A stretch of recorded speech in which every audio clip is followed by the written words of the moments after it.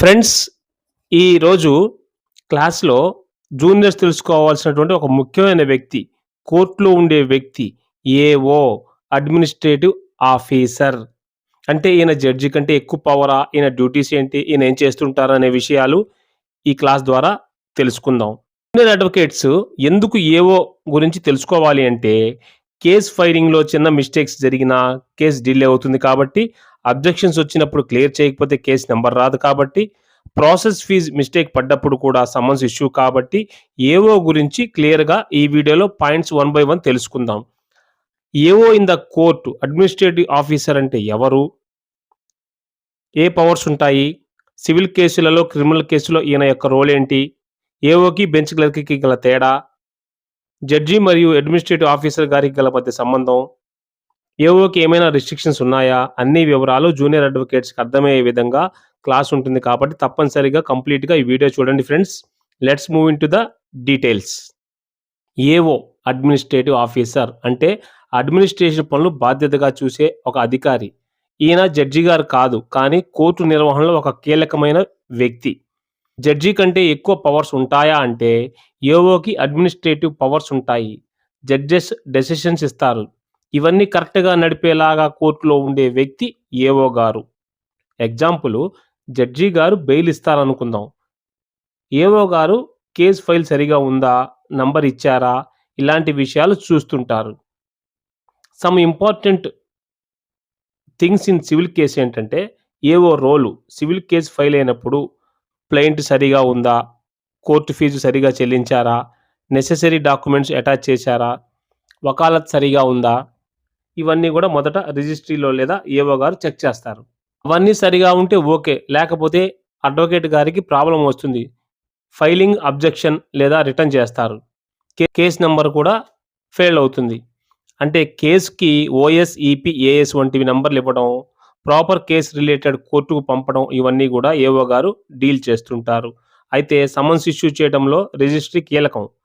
Criminal కేసులలో administrative officer గారి role డిఫరెంట్‌గా ఉంటుంది. అంటే ఛార్జ్ షీట్ చూడటం, సీసీ నంబర్ ఇవ్వటం, అక్యూజ్డ్‌కి సమ్మన్సు, వారెంట్ తయారు చేయటం, బెయిల్ బాండ్ ఫైలింగ్ పరిశీలించటం ఏఓ గారు చేస్తుంటారు. పోలీసులు ఛార్జ్ షీట్ ఫైల్ చేస్తే అది కరెక్ట్ సెక్షన్స్‌తో ఉందా? లేదా? అంటే ఆ కేసుకు రిలేటెడ్‌గా సెక్షన్స్‌తో ఉందా? లేదా? అనేటటువంటిది చెక్ చేసి రిజిస్ట్రీ వారు గాని, లేదా ఏఓ గారు గాని చెక్ చేసి డీల్ చేస్తుంటారు.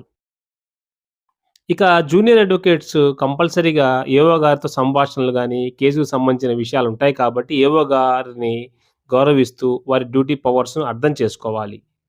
అంటే ఎలాంటి యాక్టివిటీస్ చేస్తుంటారు? సివిల్ కేసులలో, క్రిమినల్ కేసులతో ఆయనకి ఎలాంటి సంబంధాలు, ఎలాంటి విషయాల్లో వర్క్ ఉంటుందనేటటువంటిది కూడా జూనియర్ అడ్వకేట్స్ అవగాహన కలిగి ఉండాలి. సమ్ ఇంపార్టెంట్ అడ్మినిస్ట్రేటివ్ వర్క్స్ ఎలా ఉంటాయో చూద్దాం. కోర్టు రికార్డ్స్ భద్రపరచటం, సర్టిఫైడ్ కాపీస్ ఇష్యూ చేయటం, స్టాఫ్ అటెండెన్స్ చూడటం, కోర్టు ఫర్నిచరు, ఇన్‌ఫ్రాస్ట్రక్చర్ ఎలా ఉందనేది మెయింటెనెన్స్ చేయటం, ఫైల్ మూవ్‌మెంట్స్ కంట్రోల్ చేయటం, ఇలా ముఖ్యమైన వర్క్స్‌లో ఇన్వాల్వ్ అయ్యి ఉంటారు అడ్మినిస్ట్రేటివ్ ఆఫీసర్ గారు. అయితే ఇక్కడ ఒక సందేహం రావచ్చు జూనియర్ అడ్వకేట్స్‌కి కొంతమందికి. ఏఓ అండ్ బెంచ్ క్లర్క్ గల డిఫరెన్స్ ఏంటంటే, బెంచ్ క్లర్కు జడ్జి ముందున్న కేసులను పిలవటం, రోజువారీ ప్రొసీడింగ్స్ నమోదు చేయడం వంటివి చేస్తుంటారు. ఏఓ గారు రిజిస్ట్రీ అండ్ అడ్మినిస్ట్రేషన్ ఓవరాల్‌గా బాధ్యత కలిగి ఉంటారు. ఇక్కడ జడ్జి గారు జ్యుడిషియల్ కంట్రోల్ ఉంటారు. ఏఓ గారు అడ్మినిస్ట్రేటివ్ కంట్రోల్‌లో పనిచేస్తారు. అయితే ఇక్కడ ఇంపార్టెంట్ విషయం ఏమంటే, అడ్మినిస్ట్రేటివ్ ఆఫీసరు జడ్జి నిర్ణయాల్లో ఎట్టి పరిస్థితిలో జోక్యం చేసుకోరు. జూనియరు ఒక పొరపాటుగా ఏదో మిస్టేక్ చేశాడు అనుకుందాం. ఒక ఎగ్జాంపుల్‌లో. అంటే ఒక advocate first time partition suit file చేశాడు. కోర్ట్ ఫీజ్ తక్కువగా చెల్లించాడు అనుకుందాం. Confused or maybe busy situation. Registry objection పెట్టింది. రిజిస్ట్రీ అబ్జెక్షన్ పెట్టింది. ఏఓ ఆఫీస్ కూడా చెప్పింది. సార్ కరెక్ట్‌గా వాల్యుయేషన్ చేయండి అని. అప్పుడు అతను సీనియర్ గారిని అడిగి రెక్టిఫై చేసి మరలా కేస్ ఫైల్ చేశాడు. అప్పుడు మాత్రమే కేస్ నంబర్ వచ్చింది. ఎందుకంటే అడ్మినిస్ట్రేటివ్ ఆఫీసరు సివిల్ కేసులలో, క్రిమినల్ కేసులలో అనేక రెస్పాన్సిబిలిటీస్ చెక్ చేయడం, కేసును ముందుకు నడపటంలో కీలక పాత్ర వహిస్తారు. ఎందుకంటే ఇటు జడ్జి గారికి కానీ, ఇటు అడ్వకేట్ గారికి గాని మధ్యలో జరిగేటటువంటి కొన్ని పరిస్థితులను గమనిస్తూ ఉంటారు.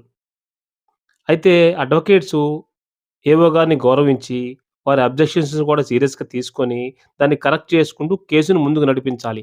అప్పుడే క్లయింట్‌లకు కూడా మంచి నమ్మకం కలుగుతుంది.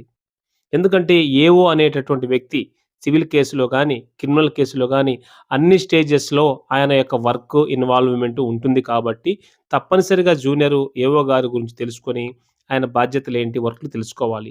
ఇక నెక్స్ట్ వీడియోలో ఏఓకి సంబంధించిన ఒక వీడియో చేద్దాం అనుకుంటున్నాను. అంటే ఇటువంటి విషయాల్లో పరిమితులున్నాయి. ఇండియన్ జ్యుడిషియరీ సిస్టమ్‌లో ఏఓ రోల్ ఏంటి? ప్రాక్టికల్ టిప్స్ ఫర్ జూనియర్స్ అంటే ఏఓని ఎలా అప్రోచ్ చేయాలి? ఏఓ గారికి సంబంధించినటువంటి అన్ని విషయాలు కూడా వన్ బై వన్ చేస్తాను. నెక్స్ట్ వీడియో ఫాలో అవ్వండి. ఈ వీడియోలో మనం ఏం తెలుసుకున్నాం? అడ్మినిస్ట్రేటివ్ ఆఫీసర్ అంటే ఏంటి? సివిల్ కేసులో ఆయన పాత్ర ఏంటి? క్రిమినల్ కేసులో ఆయన పాత్ర ఏంటి? ఏం వర్క్ చేస్తుంటారు? ఏఓకి, బెంచ్ క్లర్క్‌కి గల తేడా ఏంటి? జడ్జి గారు అడ్మినిస్ట్రేటివ్ ఆఫీసర్‌కి గల సంబంధం ఎలా ఉంటుంది? ఏఓకి ఏమైనా పరిమితులున్నాయా? అన్ని వివరాలు కూడా ఏంటంటే అడ్వకేట్స్ తెలుసుకుండటం వలన కేసు సక్సెస్‌ఫుల్ అడ్వకేట్‌గా ఫాస్ట్‌గా రాణించే అవకాశం ఉంటుంది కాబట్టి బేసిక్ ఇన్ఫర్మేషన్ ఇచ్చాను. నెక్స్ట్ వీడియోలో ఏఓ గురించి కంప్లీట్ సమాచారము ఒక ఎగ్జాంపుల్ స్టోరీతో, ఎగ్జాంపుల్ కేస్‌తో, ల్యాండ్ మార్క్ జడ్జ్‌మెంట్స్ ఏమైనా ఉన్నాయా అనేటటువంటి అంశాలతో వీడియో చేస్తాను. Follow the videos. See you in the next video. Thank you for watching.